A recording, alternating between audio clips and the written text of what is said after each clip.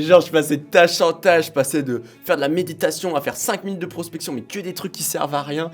Entre 2022 et 2024, on passe de 0 à une quinzaine de personnes dans l'équipe aussi. Et Mathis, franchement, il aurait donné le papier à signer, ouais, il aurait signé direct. Là, on rachète les parts en février de Thibaut, on se met d'accord sur un montant et tout ça. Donc on a relancé toute cette machine-là, et là on prévoit plein de belles choses sur cette année.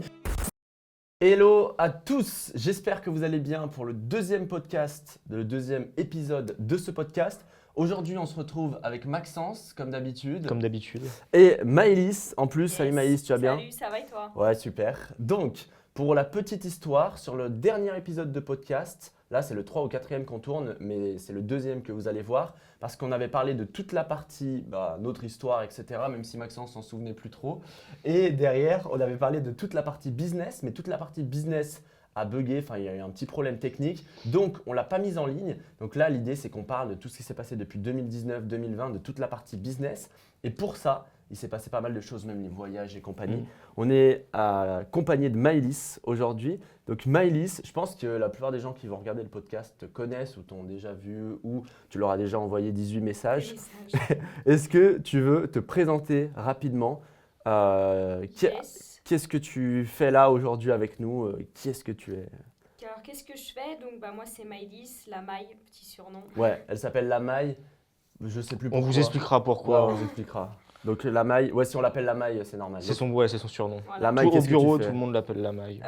Moi, je travaille depuis 2021 avec vous. Et avant de travailler avec nous, tu faisais quoi? Je faisais un peu de CM pour les restaurants. Et avant ça? Avant ça, j'ai fait des études de droit. Ok.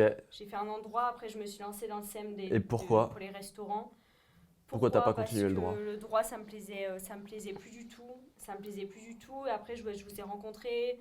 J'ai vu un petit peu tout ce qui était business en ligne, ça m'a intéressé. Donc c'est pour ça que je me suis lancée dans les CM pour les restaurants, parce que j'aime bien tout ce qui est côté food, etc. CM, pour ceux qui ne savent pas ce que c'est Community Manager. Donc tu gérais les réseaux sociaux des restaurateurs, en gros, parce que tu es passionné de cuisine à côté.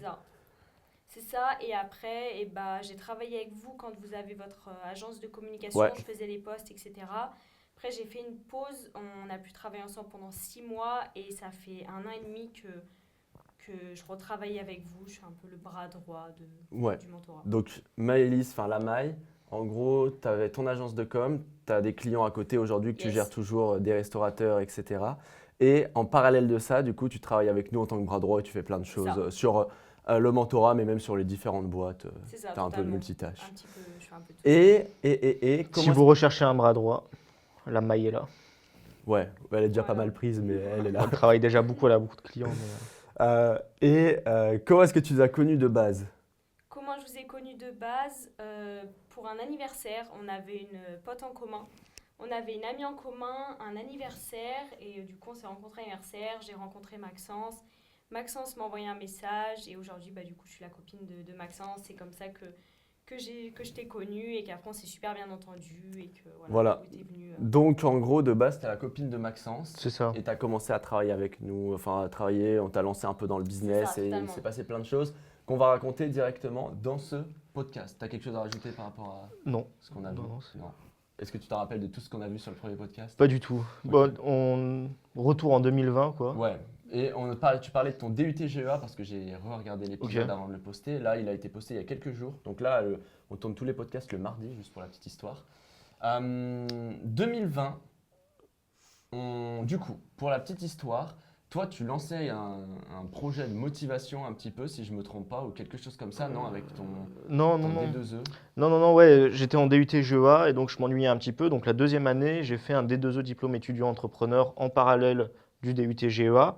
Et pour être pris, j'avais créé un projet, mais en vrai, ils acceptent tout le monde parce que le projet c'était vraiment de la merde et c'était pas du tout viable. Mais c'était, qu'est-ce que c'était?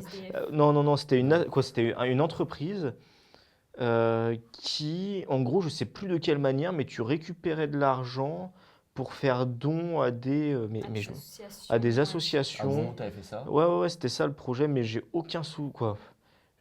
tellement ça m'a marqué, je me rappelle plus trop c'était quoi le process derrière, Ok.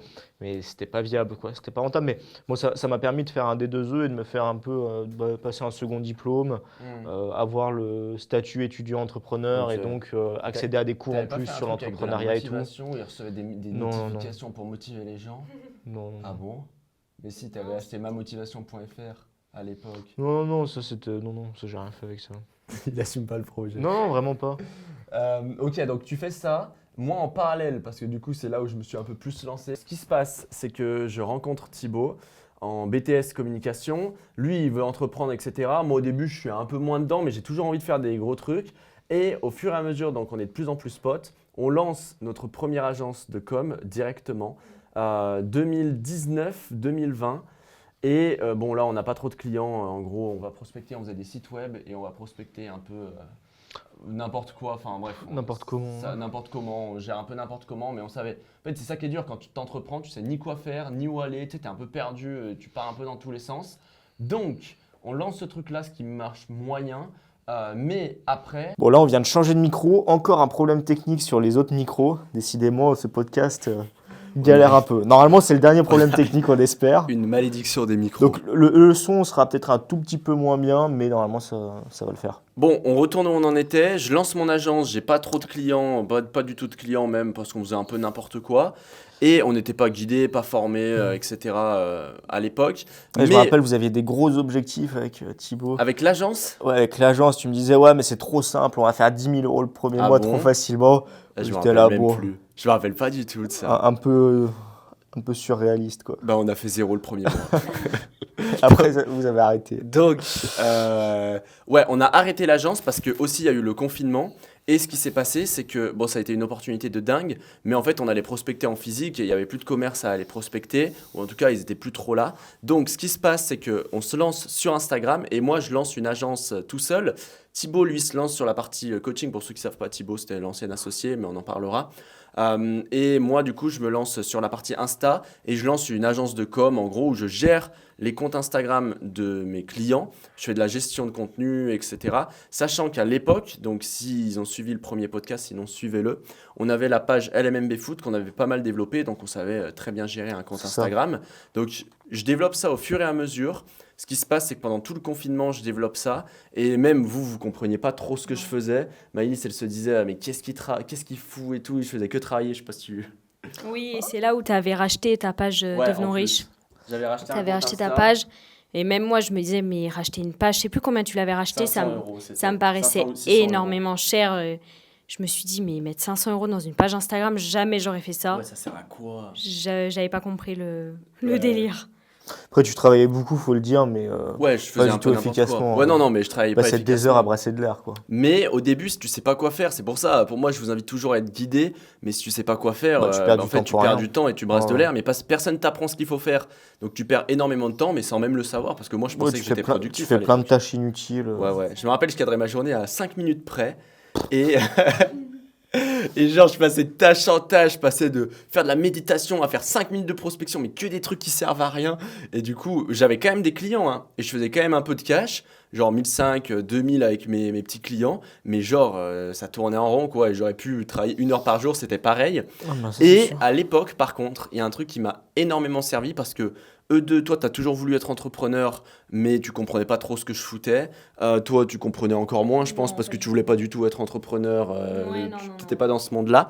Et donc, moi, j'avais fait un truc parce que je me disais, j'avais découvert toute la partie business et la partie investissement. Et ça, c'est le meilleur truc de ma vie, je pense.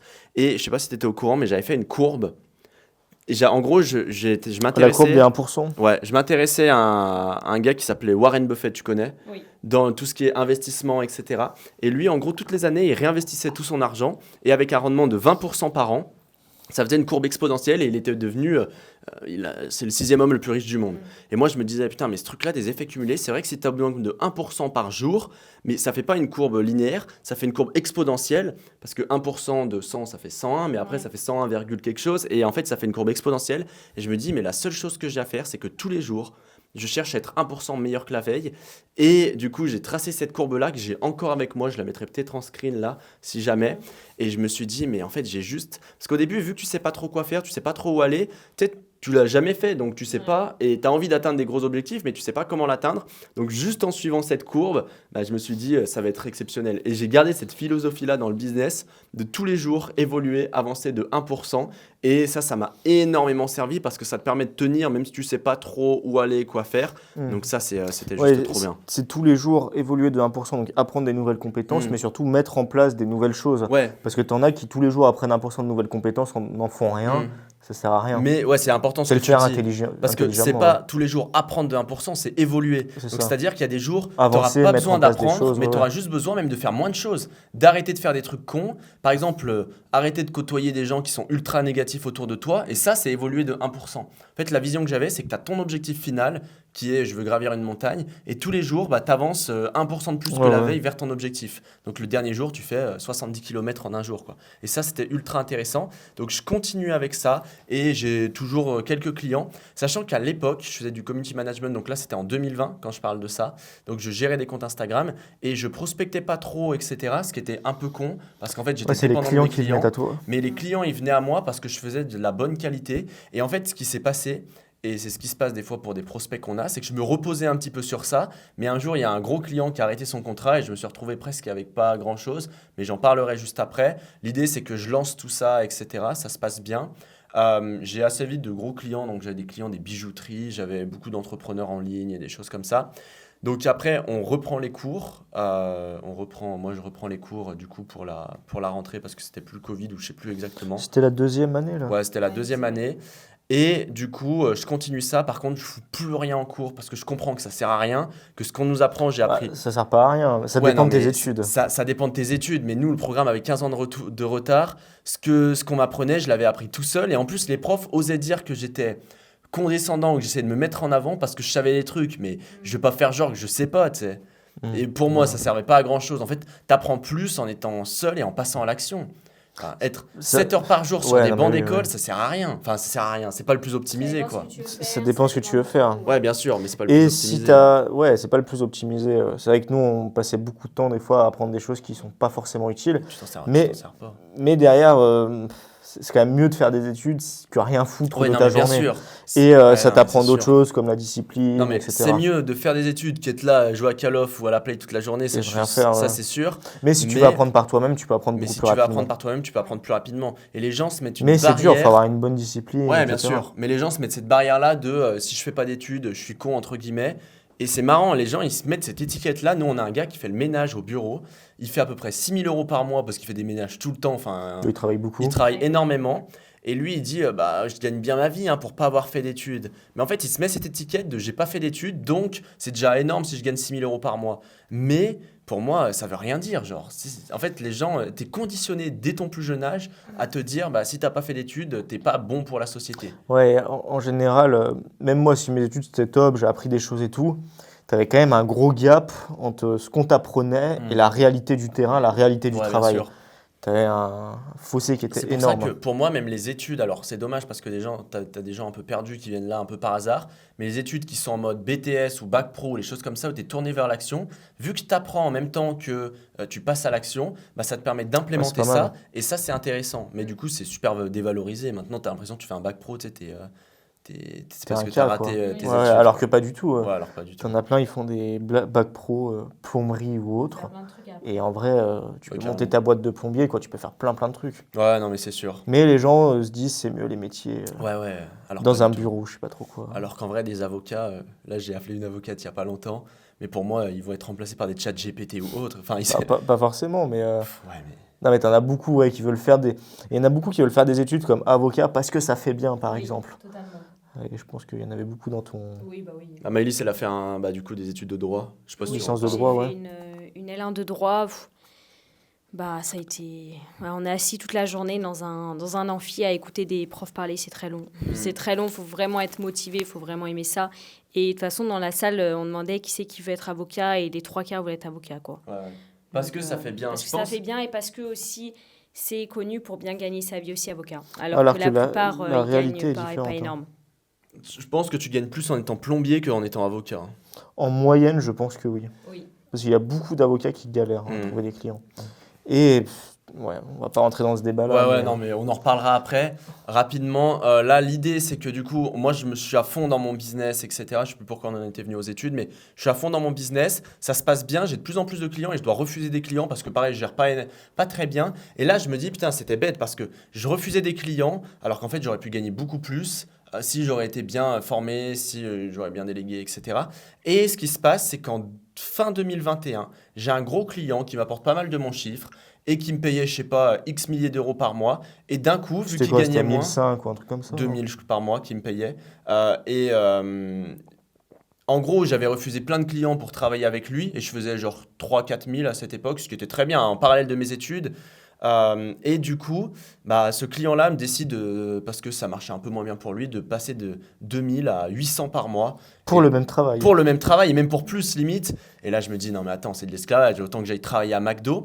Et ça, c'est ultra vicieux parce que j'ai failli continuer avec lui parce qu'en fait, bah, j'avais pas d'autres clients Ouais, et je c'est une savais sécurité. Ouais, ça faisait une sécurité et je savais pas trouver d'autres clients. Alors que si j'aurais eu les compétences que j'ai aujourd'hui, déjà, je pense que j'aurais arrêté de travailler avec lui il y a bien avant et je me serais dit, mais j'en ai rien à faire. J'ai 18 autres clients qui attendent derrière. Et c'est un peu ce qu'on enseigne à nos clients. Et donc, je décide quand même d'arrêter, mais c'est un peu stressant parce que je sais pas où aller, je sais pas quoi faire et j'ai pas plus de clients. Il y a juste des pages Instagram que j'avais rachetées à l'époque. Donc j'avais racheté quelques pages Insta juste pour la petite histoire. En gros, je développais les comptes de mes clients et moi-même je développais pas de compte pour moi et je me suis dit mais c'est un peu dommage. Mais à la place que je parte de zéro, autant que je rachète un compte. Et donc j'avais racheté un compte, c'est ce que Maëlys disait, un compte à 600 euros. Elle se disait mais ça sert à quoi de racheter des comptes Insta alors qu'il avait quand même 20 000 abonnés, hein. C'est comme une salle de 20 000 personnes, c'est énorme sachant que le compte était assez quali. Et j'avais fait un petit e-book ou un truc, une petite formation, je sais pas quoi, le mois d'après et j'avais fait 800 euros de chiffre d'affaires. Et là je m'étais dit mais attends c'est trop intéressant. Genre j'ai remboursé la page en un mois. Donc c'est comme ça qu'on a développé la méthode et après des pages on en a racheté Pas mal, ouais. pas mal derrière. Au plus haut, je pense qu'on en avait 25. Ouais, Oui, un peu. ouais 25. Si on compte Insta. Hein. Ouais, certaines qu'on avait créées, d'autres qu'on Ouais, a rachetées. ouais. Et après, ce qu'on fait, c'est que maintenant, en gros, des pages qui ont 15 000, 20 000 abonnés, pour nous, ça nous sert à rien. Donc, soit on les vend à des Soit clients, on- soit on ouais. les met à dispo ou autre. Mais du coup, ce que je fais, c'est que je rachète cette page-là, j'en rachetais plein et tout. J'avais ces pages, mais je ne savais pas trop quoi faire parce que j'avais pas trop de clients, etc.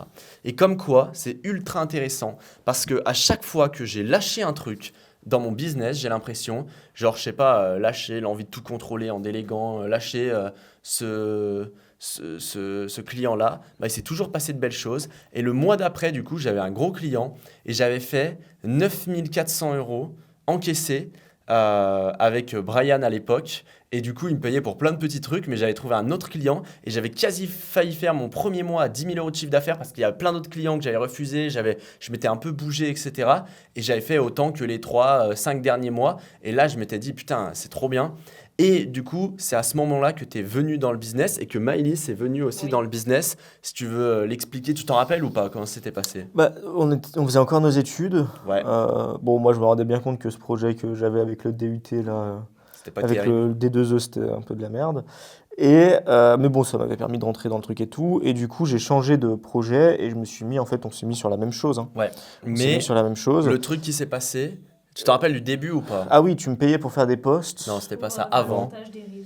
En gros, au début, bah, je te payais pour faire le montage des Reels, vu que j'avais de plus en plus de clients, donc tu étais un peu prestataire, on va dire. Et après, je t'ai dit, mais viens, on crée un truc ensemble, et on crée des pages Insta, et on les monétisera, je sais Ah oui, pas. ouais, ouais. Bon, c'était un peu nul, parce qu'on avait créé des c'était un pages peu Insta nul. sur des chiens, enfin, il n'y avait pas trop de sens. Encore une fois, putain, mais on a perdu tellement de temps à faire des trucs un peu cons. On va faire des tests. Mais au moins, ça nous a permis de faire plein de choses. Et après, du coup, bah, je me suis dit, bah, viens, on fait l'agence ensemble, et avec Maëlys. On était à 3 au début. C'est ça, totalement. Bah, du coup, moi, après, je me suis occupée de... On faisait les postes dans, tu sais, dans la le chambre. client. Là, on se mettait Ouais. dans ta chambre tous les trois. On avait fait des bureaux. Chacun avait son bureau. Et moi, je faisais les postes, etc. Après, c'était des bons On souvenirs. brassait c'était un peu vraiment... de l'air hein, quand même. On brassait Ouais. de l'air, mais c'était cool. C'était... Si on a une photo des bureaux, C'était j'essaierai de cool. la mettre. Moi, j'en T'as ai des une. photos Une Bah, vidéo, mais le bah, monteur, c'était une vieille. tu le mettras dans la vidéo. Et du coup, comme ça, on montrera les bureaux avant et maintenant. Et tu te dis, putain, C'était la chez nos différence. parents, c'était quoi? C'était une pièce un peu qu'on avait Ouais. poussé tout, on avait mis des vieux draps, Ouais, des bureaux ouais, qui ouais. tenaient à moitié. Ah, parce que c'était encore le confinement à l'époque. Euh, À moitié, enfin il y avait des confinements, Ouais, pas il y avait un peu des confinements, confinements qui arrivaient. Ouais. donc c'est pour ça on était revenu. Après, on avait réaménagé un autre bureau qui était un peu plus stylé chez nos Ouais. parents aussi. Ouais. Une pièce vraiment dédiée. Bah, je dois avoir une vidéo aussi. Bon, on mettra la vidéo. C'était plus joli. Et après, du coup, on a pris les gros bureaux directement. On est allé sur Lyon et on a pris les bureaux sur Lyon. Donc, on fait des petits posts, des choses comme ça. On a pas mal de clients et ça marche bien pour nos clients. On avait eu des très bons clients, Quentin, dans la crypto, etc.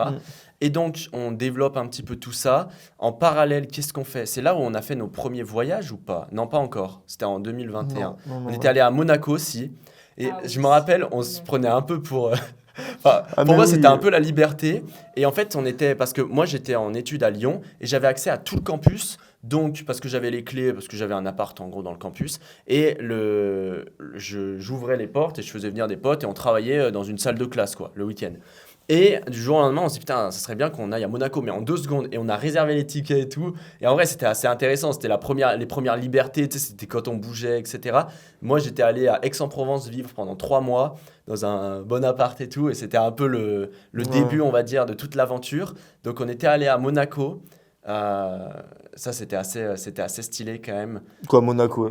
Ouais, on était à côté de Monaco. Monaco. Notre logement était juste à côté de Monaco, au Cap Ça d'Aille. fumait, Cap c'était d'Aille, ouais. cool, hein. Mais le logement était quand même sympa et on était collé à Monaco, quoi. Et après, on a commencé à bouger un petit peu tout en gérant l'agence. Et ce qui est bien, c'est qu'on pouvait travailler un peu d'où on voulait et tout. Donc ça marchait bien, c'était cool. Ensuite, on finit nos études et on passe nos diplômes, on arrête. Ouais. Et à ce moment-là, on se rend aussi compte qu'on aide de plus en plus nos clients sur la partie plus business, etc. Ouais. Et qu'en fait, si on développe la communication d'un entrepreneur ou de quelqu'un, mais que derrière, il n'y a rien qui suit et il a zéro système pour vendre, c'est compliqué. bah, il ne se passera rien et il ne fera pas plus de chiffre d'affaires. Et l'autre chose, c'est qu'il y a de plus en plus de gens qui nous demandent, Aussi, parce qu'on ouais. faisait des petites formations, moi je faisais des petites formations, etc. Mais ça suffisait pas. Entre une petite formation que tu achètes 100 € et un vrai accompagnement. Même pas, c'était du 27 €, c'était Ouais, vraiment il y avait des des petites petits formes. trucs. Mais en gros, du coup, on décide de lancer un accompagnement. Et pour Avec 27 €, on ne Thibaut. peut pas faire des, Ouais, non, mais bien sûr. des miracles. Et il faut arrêter de croire que Tu vas devenir riche. ouais, avec, que ça va suffire. Enfin, faites-vous accompagner, quoi. Donc, l'idée, c'est qu'on décide de lancer un premier accompagnement. Vu qu'on développe nos communautés sur Insta depuis un moment, ça fonctionne bien direct. Le premier mois, on a quelque chose comme une quinzaine de clients, je crois, à peu près. Et on fait quelque chose comme 15-20 000 €. Ouais, un truc comme ça. Le premier mois, Je sais plus si Et- c'est du signé ou. nous, on avait encaissé 15 000 €. Ouais, je crois, on avait bien. Et en gros, le truc, c'est que ensuite, on se faisait accompagner déjà à cette époque, parce qu'on s'est toujours à peu près fait accompagner. Hein. On se faisait accompagner par un gars qui s'appelait Pierre Elliott, qui a une grosse chaîne YouTube, qui nous aidait sur pas mal de Ouais, qui est choses. vraiment carré dans ce qu'il fait. Ouais, carrément. Et on s'est refait accompagner à la suite. Et du coup, c'est là où on a lancé officiellement le mentorat. Donc, en gros, on a lancé le programme Le Mentorat. Et l'objectif, c'était de facturer du coup 100 000 € sur un mois, ce qui nous semblait assez impossible. Et c'est assez intéressant. Je mettrai en description, parce que Thibaut a fait une vidéo sur ça. une vidéo où il explique un peu tout, etc. Parce que nous, ça fait peut-être nos plus gros mois, on les faisait à 10 000 € à l'époque. Et du coup, avec le lancement, on avait fait 15 000 €, mais c'est passé de 15 000, 20 000 à 100 000. Ça nous semblait énorme. Et du coup, on se donne à fond. Enfin, il y a plein de choses. Au début, ça se passe pas du tout comme prévu. Et parce qu'en gros, on voulait trouver une dizaine de clients, plus d'autres clients pour d'autres choses. Mais ça nous faisait faire des fichiers, des candidatures pour intégrer les clients derrière. Et au début, on travaille pendant 2 semaines, on n'a aucune candidature, on va démarcher plein d'entrepreneurs, Ouais, etc. le process, c'était prospection à froid, en gros, auprès de la cible, et après les faire remplir un formulaire un peu bilan offert, quoi, Ouais. et les prendre en appel derrière. Ouais, carrément. Et enfin, voir s'ils sont quali, si Ouais, on peut les aider ouais. forcément. Oui, oui. Et du coup, ça marche pas trop. Et en fait, ça commence à prendre. Première semaine d'août, on commence à avoir les premiers formulaires, les premiers clients. Et au final, ce qui se passe, et je m'en rappelle, j'étais chez Thibaut. Il y a un client qui décide de se désister. Et nous, on était en mode, putain, ça fait chier. Tu vois, on a fait tout ça, genre, pour qu'un client se désiste. En fait, c'était 15 autres clients. Hein. Mais tu sais, ça met toujours un petit coup au moral, surtout quand tu es près de l'objectif et qu'en fait, tu recules. Et après, du coup, on a eu pas mal de clients et on a même dû en rembourser parce qu'on s'était dit qu'on allait prendre 10 clients. Donc, il y en avait plus que 10. Ouais, on a eu plus que 10. Il y en a qui avaient posé des acomptes qu'on avait dû rembourser. Et ce qui se passe, c'est qu'on facture 127 000 € hors taxe sur le mois. Ouais. Et c'est énorme. Enfin, c'est énorme et nous, pour l'époque, je me rappelle, on était dans les vieux bureaux et en fait, je pense que ça nous a énormément propulsé parce que en un mois, on a taffé de dingue. Ça nous a permis aussi de créer de la légitimité parce que forcément, on vend l'idée de faire du chiffre d'affaires à des entrepreneurs, donc ils voient que ça fonctionne pour nous et que nos méthodologies fonctionnent. Et honnêtement, il y a quoi maintenant, à peu près 3 ans, peut-être un peu moins de 3 ans, mais on n'avait pas 10% des stratégies qu'on a aujourd'hui. Donc en fait, si on aurait eu ce qu'on a aujourd'hui, je pense on l'aurait fait beaucoup plus facilement et beaucoup plus. Et si on se donnerait à fond, on aurait pu faire 2-3 fois plus, je pense. Ouais, c'était trop bien, quoi. Ouais, ça a permis de propulser, de réinvestir pour développer l'entreprise, etc. Ensuite, et ce qu'il faut savoir ouais. juste, c'est que nous, on a tout le temps réinvesti dans notre boîte. Le mois pro, on a 60 000 € d'impôts à payer. Bon, ça, c'est pas trop de l'investissement. Mais on a toujours investi. Et la plupart des gens pensent que c'est magique et tout. Et quand ils voient des gros chiffres, alors on a les bureaux, on a plein de trucs, mais quand ils voient des plus gros chiffres, ils se disent, tu sais, genre, je sais pas, ils ont des Rolex, des Lambo et tout. Mais en vrai, alors moi, ça m'a jamais trop chauffé. Mais en plus, moi, je préfère investir dans la boîte parce que c'est plus intéressant, quoi. Ouais. Et viser long terme et pas avoir un truc. Pas un truc court terme. Et aujourd'hui, il y a quand même beaucoup de ventes de rêves qui se fait sur les réseaux sociaux, malheureusement. Et moi, je vois peu d'entrepreneurs. Alors, tu peux faire des gros chiffres, mais déjà, quand tu fais du chiffre d'affaires, c'est pas forcément le bénéfice qui te reste à la fin et le cash que tu as en trésor. Et ça prend du temps, de l'énergie et tu as plein de galères au quotidien, quoi. Ouais, là, vous voyez pas, mais là, tout pour arriver jusque-là, alors que c'est 2021, là, on en parle. Août 2021, il y a eu 1 million de galères, mais on n'en a pas parlé. Mais on pourra en parler dans un autre podcast, je pense que ça peut être intéressant. Plein de galères de partout, plein de trucs, et en fait, les gens ne le voient pas. Plein d'erreurs, etc. Et l'autre truc aussi important, c'est que les business qui font le plus de chiffres, je pense, pour certains, c'est pas ceux que vous voyez sur les réseaux et c'est pas ceux qui se montrent. Non. Genre, et malheureusement, et moi c'est pour ça au début j'étais un peu réticent à lancer un business en ligne et j'étais plus pour ouvrir un resto ou des trucs comme ça. Parce que malheureusement, il y en a beaucoup qui vendent du rêve et qui montent des chiffres, mais quand tu les connais réellement, bon, je vais pas citer de nom parce que voilà, mais nous on connaît un peu tout le monde dans ce milieu-là. Et tu en as beaucoup quand tu leur dis c'est quoi concrètement ton chiffre d'affaires, qu'est-ce que tu as encaissé concrètement en 2023 par exemple. Ils sont là, je fais des dizaines ou des centaines de milliers par mois. Mais combien tu as fait? Ah non, je veux pas dire. Tu vois, ils ont soit des trucs à cacher ou tu en as beaucoup quand ils partagent un résultat, faut diviser par 3 ou 4, voire plus, ce qu'ils disent, et c'est un petit peu dommage. Et après. Parce que tu as des gens qui se lancent, du coup, pas pour les bonnes raisons, qui se lancent juste dans l'idée de faire du cash rapidement, alors que la réalité est quand même un peu différente, quoi. Ouais, carrément. T'en as qui font du cash rapidement, mais il y a beaucoup de travail derrière. Parce qu'ils ont des compétences. En fait, ce qu'ils comprennent pas, les gens, c'est que nous, si on relance un business, par exemple, là, on lance une agence pour accompagner des acteurs du BTP à avoir plus de chantiers, globalement, à développer leur activité, quoi.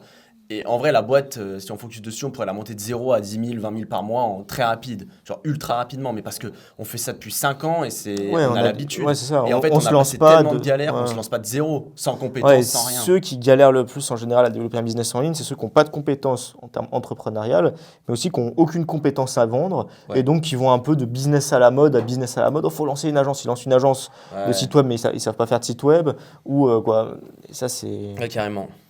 Sachant que du coup, 2021 août, on fait ce mois-là. Après, on voyage pour la première fois. On prend l'avion pour la première fois pour aller en Estonie pour un séminaire. Sachant que, en vrai, c'est dingue parce que j'avais fait un post sur Facebook. Là, je sais pas si vous voyez mes posts sur Facebook. Je sais pas si tu les vois.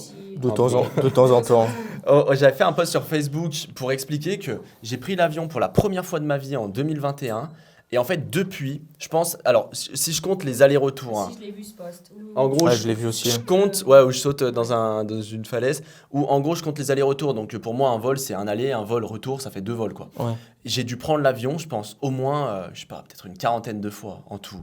Et je me dis... en fait, tout ce qui s'est passé... Et le fait de prendre l'avion, on s'en fout. Bon, il y a un bilan carbone qui est pas ouf. Mais tout ce qui s'est passé depuis 2021...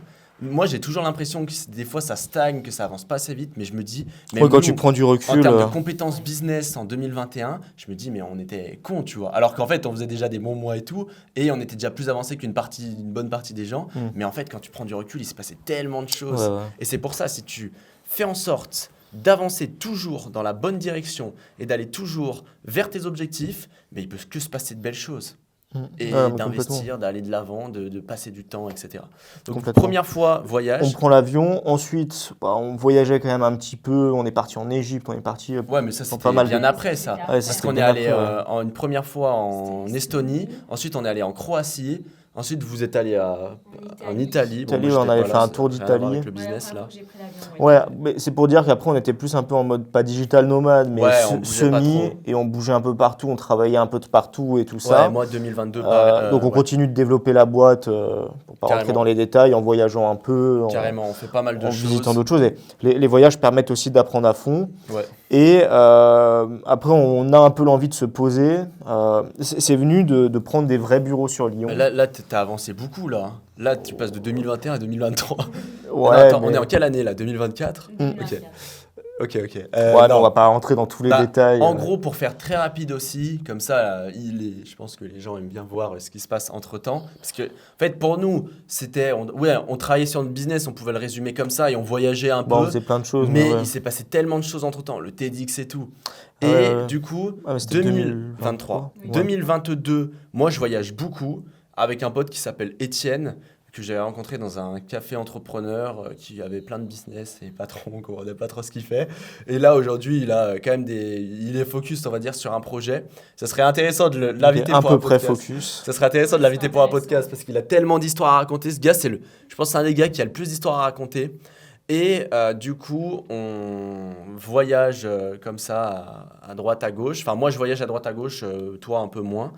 Je vais un peu de partout. Je suis allé, Ah, moi, toi, tu pars plus dans des pays. Voilà. Moi, quand je pars dans un pays, j'ai envie de faire le tour du Ouais, pays voilà. et de le visiter ouais, réellement. moi, je suis resté 3 jours à Vienne en Autriche. Ensuite, j'ai fait une semaine à Athènes. Ensuite, je suis allé à Ouais, Malte. tu- Ensuite, je suis tu allé en visites Estonie. moins. Je suis allé en Ukraine, par contre, avant la guerre.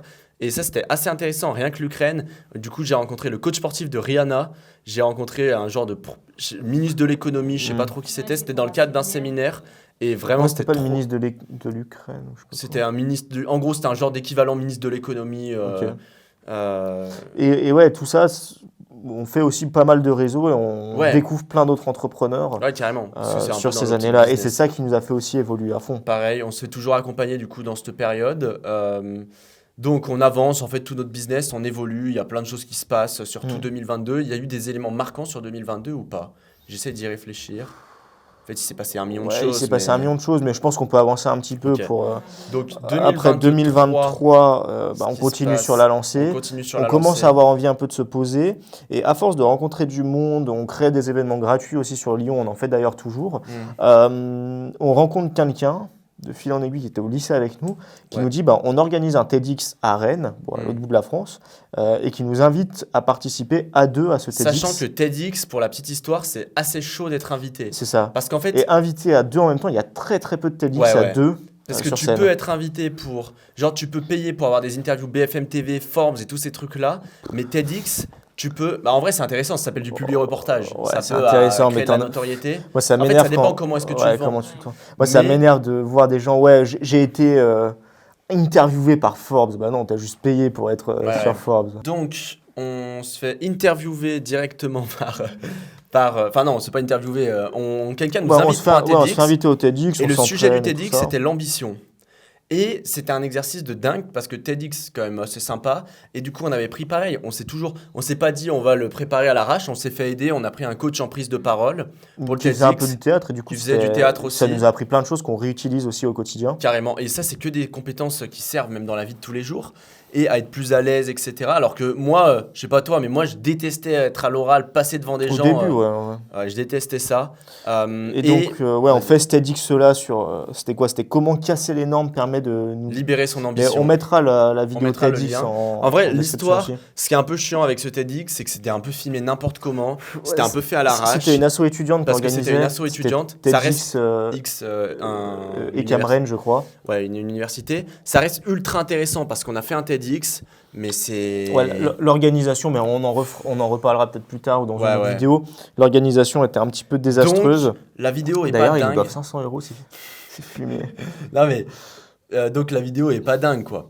La vidéo est pas dingue, mais par La contre, qualité de la vidéo est pas dingue, je mais trouve que l'histoire est l'histoire intéressante. est ultra intéressante et ça rejoint notre parcours, tout ce qu'on a pu faire. Donc je le mettrai en lien dans la description, n'hésitez pas à aller le voir. Le TEDx, Si c'est jamais. vachement intéressant. Ouais, moi j'ai C'était trouvé vraiment le bien. texte, j'ai trouvé Ouais. ouf. Enfin, parce que c'est peut-être nous qui l'avons fait, mais je l'ai Ah ouais, trouvé vraiment le texte intéressant. est pas mal, on a eu des bons retours. Sachant dessus. que ce qu'il faut savoir, c'est que pour un TEDx, t'as pas le droit d'avoir de notes, donc il fallait apprendre 18 minutes de TEDx par cœur. C'est ça. Et on était deux, et les gens peuvent se dire, vu qu'on est deux, bah, c'est C'est plus simple. mais non. Pourquoi c'est pas plus Bah, simple? parce que si tu es tout seul, tu apprends à peu près ton texte, et au final, si tu te trompes ou autre, c'est ça, quoi. Tu rebondis rapidement parce que tu as ton histoire en tête. Alors que si tu es deux, si moi j'oublie une phrase, toi, il faut que tu te rendes compte que j'ai oublié une phrase et pas que tu dises le texte qui était prévu. Ouais, parce que sinon les Il gens faut comprennent bien rien. s'arrêter. Et on avait appris par cœur à chaque moment le dernier mot de chaque phrase quand tu t'arrêtais, quand moi je devais reprendre. Laissez bien des pauses entre nous. C'était Est-ce que tu t'en souviens du début ou pas? on rentrait sur scène, Vas-y, on fait un petit teasing. on stoppait, quoi, on regardait tout le monde, Ouais. un peu comme voilà, on regardait tout le monde, et je disais, avec Mathis, on a passé 36 ans en prison, 18 ans chacun. Et après, on se taisait, Ah ouais. 5 Et moi, minutes je de disais, blanc, pourtant, on n'a 60 jamais secondes volé de blanc. personne, on n'a jamais tué personne, on n'a jamais commis aucun crime ni aucun délit. Mais si on a passé autant de temps derrière les barreaux, c'est bien pour une raison. En vrai, Et c'était après, assez ouais, intéressant. c'était intéressant. Et après, vous regarderez, et en gros, l'idée, c'est qu'on a passé tout ce temps-là enfermé en prison parce que c'est les normes, les gens qui nous imposaient des trucs qu'on voulait pas faire, et tous les gens autour de nous, c'est toutes les normes, les croyances, l'entourage qui créaient un peu cet effet. C'est ça, c'est mais ça. faudrait qu'on le refasse en version plus qualitative, je pense, avec un fond blanc, un truc, et qu'on posterait sur YouTube, ça pourrait être assez intéressant. Ouais, bon, c'est pas la priorité, mais on Ouais, verra on si verra. si on s'ennuie, on fera ça. Et ouais, du coup, on fait aussi quelques voyages entre-temps. Avant le TEDx, on part en Égypte et tout.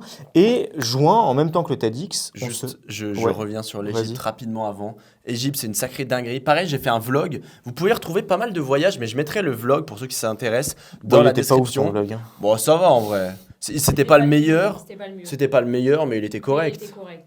Bon, vous regarderez ça. Et j'avais fait un vlog d'Égypte, parce que j'adorais faire des vlogs et j'aime bien toujours.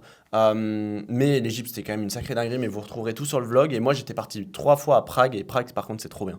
Sur l'année. Bon, du coup, Ouais, quoi, Égypte, bref, on a voyagé un petit peu, plus on faisait des immersions avec des clients, ouais. plus on participait à d'autres masterminds qui nous permettaient de bouger un petit peu en France et à l'étranger aussi. Ouais. Donc toujours dans l'optique de rencontrer du monde, se faire accompagner, apprendre de nouvelles choses, de nouvelles compétences et les mettre en place et évoluer. Et donc en parallèle de la préparation du TEDx, on cherche des bureaux sur Lyon. Ouais. Ultra galère, et j'avais fait un petit reel sur ça, parce que les agents IMO soit sont très mauvais, soit ne nous prenaient pas du tout au sérieux, j'en sais rien. Et aujourd'hui c'est encore le cas. En fait, ils nous font visiter des biens. D'une, pour avoir la chance de visiter un bien, il faut les relancer 5-6 fois. Et c'est des biens en location. Et honnêtement, à Lyon, il y en a de partout des locaux à louer. Ouais. Et des locaux qu'on avait visités il y a quasi 1 an, ça faisait déjà 1 an qu'ils étaient à louer. Et là, ils sont encore à louer. Ils n'ont pas été pris. Mais quand je vois comment les agents IMO gèrent, je ne vais pas donner des noms d'agences, mais voilà comment ils gèrent n'importe comment. Je me dis, ils sont pas prêts de les louer, quoi. Et pour les proprios, c'est un peu dommage. Et donc, on galère à trouver. Je relance des agents plein de fois. Nous, le projet, c'était de prendre des bureaux et faire de la sous-location. Il y avait une agence, elle m'avait énervé parce que je lui montre le projet, elle me fait visiter. Ah non, la sous-location, vous trouverez jamais toutes ces vieilles croyances. Et en fait, tout ce que je lui disais, c'était impossible. Mais c'était qui? Ça, c'était les bureaux qu'on a aujourd'hui? Non, ou non, rien à c'était voir? pas aujourd'hui. C'était Ok. des bureaux à Pardieu. En plus, Mais c'était vous pas trouverez ouf. jamais. Mais vous trouverez jamais. Personne ne veut faire de la sous-loc. Alors que ils n'ont rien à faire. Les propriétaires, tu es responsable, tu te mets Ouais. d'accord avec lui. On a fait un accord là. Ok, c'était Et pour donc- les propriétaires, c'est pas nous, on n'allait pas réussir à trouver des locataires. Non, non. Non, c'était pas C'était, les propriétaires voudront jamais. Alors qu'il y en a plein qui font de la sous-location et ça se démocratise Ouais, de ouais. plus en plus. Mais bref, très galère à trouver des bureaux jusqu'au jour où soit les bureaux sont super chers pour des trucs pourris et qui ne louent pas. Au bout d'un moment, il faut peut-être descendre ton prix. T'avais délégué. Et j'avais délégué à Maëlys et c'est Maëlys qui a trouvé ces bureaux-là. Mais j'ai eu de la chance parce que c'était... Ouais, je regardais sur le Bon Coin. Un jour, j'ai trouvé ces bureaux. J'avais appelé trois agences. Une, elle devait me rappeler, j'attends toujours. Et c'est bête parce Une- qu'ils prennent en plus 15 à 30% du loyer annuel. Ouais. Donc nous, par exemple, il a pris 4 500 hors taxe, l'agent IMO, parce qu'il prenait que 15%. S'il prenait 30%, il prenait 9 000 hors taxe et ils sont pas capables de te recontacter. Et donc sur les 3, il y en a un qui nous a recontacté. Un qui nous a recontacté, on devait aller sur Lyon pour une formation d'un client. On était tous sur Lyon. Toi, Maxence, du coup, tu étais resté avec le client et Mathis et moi, on était allés Ouais. visiter. Et on a Et, failli pas euh, le visiter. On n'a failli pas le visiter. Pourquoi? Parce que j'avais la flemme d'y aller. Ah oui, ok. T'avais pas envie d'y aller. Mais je l'avais un peu forcé. Et donc on s'est y dit, était bah... allés. Et Mathis, franchement, il aurait donné le papier à signer. ouais, il j'aurais aurait signé signé direct. direct. Il était en termes de loyer, ça allait. Il répondait, il y avait pile le nombre de bureaux qu'on voulait. Parce que nous, c'était faire de la sous-loc pour des entrepreneurs du digital. Il nous fallait une salle de tournage aussi. Donc en fait, c'était vraiment la configuration idéale pour nous, bien placée à Lyon 6. Même si au début, t'étais pas fan. Non, Pour l'open space. pour l'open space, ouais, j'étais pas fan, mais finalement c'est pas mal. Bien placé à Lyon 6. Pour les entreprises, ils en veulent pas trop à Lyon 6 parce que c'est pas un centre d'affaires et tout, mais nous, c'est idéal pour nous. Et donc, ouais, on a pris ce bureau. On a aussi bien galéré pour prendre ce bureau-là parce qu'il nous demandait un garant qui gagne 7 ou 8 000 euros de salaire net. Bon, Ouais. en France, Ouais, c'est pour pas trouver, super c'est compliqué. facile à trouver. Mon grand frère qui a une société a pu se porter garant avec sa société parce qu'il avait un peu d'ancienneté et tout. L'agent IMO nous racontait un peu n'importe quoi, mais bref. Je vais pas généraliser, mais comme pas mal d'agents IMO, il nous disait on a fait l'erreur, mais bon, on apprend de pas vérifier. Par exemple, il nous disait ouais, le métro il est à 2 minutes à pied, bon, c'est plus 10 minutes. Les cloisons, au début, je voulais les enlever, mais finalement, ça aurait été une erreur. Il disait oh, mais ça se démonte en 2 minutes. Non, les cloisons, elles se démontent pas du tout, parce que dans certains bureaux, tu as des cloisons qui se démontent. Bref, il a raconté un peu de la merde. À l'agence, mais bon, ça, on va pas raconter toutes les histoires, sinon il y en a pour des années. On a été super mal accueillis et tout ça. Jamais été aussi mal Les accueillis. bureaux n'ont failli pas se faire. Enfin bref. Finalement, ça c'est fait. On prend ces bureaux, on sous-loue les bureaux, et donc on continue toujours de développer l'entreprise. Et ça change vraiment parce qu'on a une vraie ambiance de travail, on a un vrai cadre de travail plutôt que travailler de chez nous. Et les gens qui viennent, les gens nous prennent aussi beaucoup plus au sérieux parce qu'on a un lieu où on peut lieu accueillir, un lieu fixe, et on se fait du réseau à fond. Un truc qui est aussi assez intéressant, en plus des bureaux, alors on a un lieu fixe, ça permet de couper entre chez soi et les bureaux. Parce qu'en fait, on pourrait travailler d'où on veut, nous, on Ouais, n'a ouais. pas grand-chose à faire. Moi, je Mais travaillais t'as quand un j'étais à vrai Prague, cadre je aussi, travaillais quand à De même. Prague et compagnie. T'as un vrai cadre, et surtout, le truc intéressant, moi, j'aime pas trop travailler seul. Donc, en fait, on a fait un coworking, parce qu'on a Ouais, de la 180 mètres sous-location, carrés pour de la sous-location. En gros, on sous-loue à des entrepreneurs. Et on a 180 mètres carrés pour 3, donc ça sert à rien. Donc ça veut dire qu'il y a plein de personnes qu'on a sélectionnées, assez intéressantes, qui ont tous des business qui font au moins 5 à 20 000 euros par mois. Et du coup, on travaille avec eux. Et qui sont à la fois différents mais complémentaires. Ouais, voilà. Et donc, on a aussi créé ce petit réseau un peu mastermind où on se voit tous les jours et tout. C'est que des gens assez sympas. Donc, Plus on peut accueillir nos clients au bureau quand ils sont Ouais. sur Lyon ou autre. On fait Vraiment. des séminaires avec nos clients au bureau. On fait des événements des fois gratuits pour les entrepreneurs qui sont de Lyon au bureau pour rencontrer du monde. Donc ça permet aussi de se faire pas mal de réseaux. Des fois, on peut prêter la salle pour accueillir d'autres événements qui sont intéressants pour développer le réseau ouais, c'est aussi. sûr. Donc ça, Et c'est intéressant. On est super bien placé pour, je sais pas s'ils connaissent Lyon, ceux qui nous écoutent, mais on est à côté du parc de la Tête d'Or. Donc Lyon 6, c'est le meilleur quartier de Lyon. Pour habiter, pour les entreprises, n'aiment pas trop ce Ouais, non, quartier quand même. Hein. pour habiter. Enfin, c'est l'un des plus beaux quartiers. On est à côté du parc de la Tête d'Or, on est en face de la Croix-Rousse, on n'est pas loin de Pardieu. Enfin, on est au centre un petit peu, mais on est Ouais. ultra bien placé. Donc ça, c'est... Pour nous, ouais. Et nos voisins, genre on est collé à Aston Martin. Donc ça fait aussi assez sympa, quoi. Ouais, la population est intéressante. Ouais, ouais. Quoi. T'as pas toutes les racailles Ouais, des alentours. des alentours. Donc ouais, ensuite... On prend nos bureaux, on fait prend notre nos TEDx, bureaux, on prend nos bureaux. on et aménage les bureaux. On aménage les bureaux et globalement, ce qui se passe après, c'est que on continue de développer la boîte. Il y a plein de trucs sur lesquels on n'est pas passé, mais entre 2022 et 2024, on passe de 0 à une quinzaine de personnes dans l'équipe aussi. Ouais. Ouais, plus une dizaine en vrai hein, maintenant. Ouais. Mais Ouais, parce qu'on a- à chaque fois, on met des indépendants sur des tâches bien précises et qui sont experts un petit Ouais, peu dans dans leur, dans leur thématique. domaine, plutôt qu'avoir des gens qui savent tout faire mais rien faire en non, même mais temps. carrément. Donc on recrute, quoi, on délègue de plus en plus, on se libère du temps. Et donc voilà, pour fin 2023, on sent que Thibaut, donc le troisième ancien associé, Ouais. Et moins dedans. Et moins dedans, il est de moins en moins inspiré, mais on n'en parle pas trop, on esquive un peu le truc. Et donc vient février 2024, où le 14, je pense. Non, le 13. Je sais pas, j'étais en tournage à Enfin bref, Ferry en gros, et il nous dit qu'il veut quitter la boîte, il se sent plus inspiré, etc.